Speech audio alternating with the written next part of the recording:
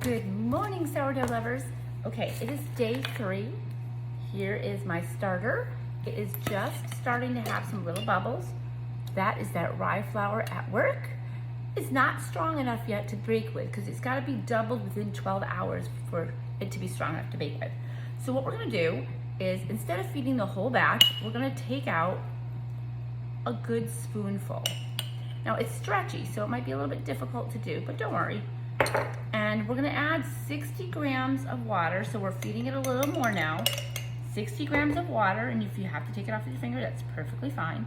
And 60 grams of flour. Now why 60 grams? Because we want to have at least 100 grams of starter to bake our bread with. That means that if we start with 60 grams and are each feeding, we use them almost all the starter, and then we just refeed it those 60 grams when we're ready to bake with it next day. This way we're not wasting a bunch of flour, because you'll see a lot of discard recipes. That's because people are making too much for what they need. We're only making what we need. So this will make 1 loaf of bread. If you want to make 2 loaves of bread, you're going to feed it double, but the smaller amount of starter being fed a larger amount of feeder will make it grow faster, because this is a hungry bugger and it wants to eat constantly. So we're trying to get to a point where 12 hours is enough for it to double. Right now we're at 24 hours, so it'll start to speed up, it'll start to get bubbly faster, and that's what we're looking for. That's the strength of our starter. So I'm gonna go ahead and add in these 60 grams, I already pre-measured it, 60 grams of flour, and it has our big whopping teaspoon of our mixture from yesterday, and our 60 grams of water already in there. So we're just gonna go ahead and put the rest of this flour in there. We're just gonna give it a quick mixy mix, and then leave it again until tomorrow. So you'll see it's not a lot of work. It just takes some consistency, just like anything else. And we're mixing, mixing, mixing. And then you might say, well, what do I do with the discard?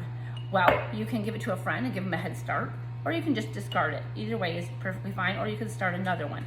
Now, the reason I didn't feed it in the original jar is I like to have a marked line so I know where I'm starting with, so I know how quickly it's doubling.